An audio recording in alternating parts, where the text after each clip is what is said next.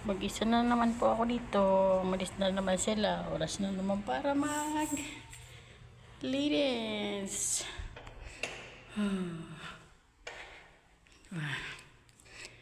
Madami pong linisin. Dito po ang sa baba. Diyan may kampo. Di kasi pahilot dito yung amo kapon.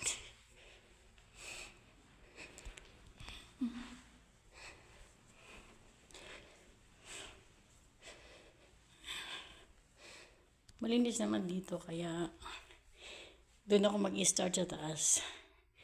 Pagtapos ko dito sa labas, doon ako sa taas mag-start. Parang gusto ko magkape muna. Mamaya ako na siya tanggalin. Yan, napakalawak dito sa baba. Ito ang kusina namin. Yan. Kusina namin po. Yan ang kusina.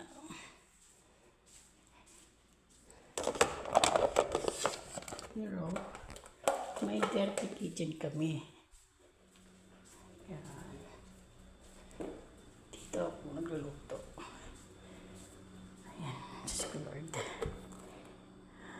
Umaga na naman. Trabaho na naman tayo. Para ayaw na lumakad ng pako ba. Or umahin tayo na sa baba. Doon sa labas. Doon. Ito yung labas namin.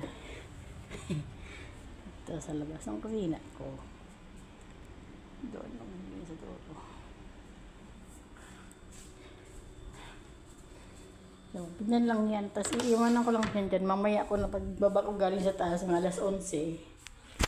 Saka ako magliligpit dito sa kusina. Tapos magluluto na ako diretso. Ganun lang. Parang tubig. Mahina ang tubig. Ganyan lang dito. Araw-araw. Ganyan ang ginagawa ko araw-araw. Mga guys.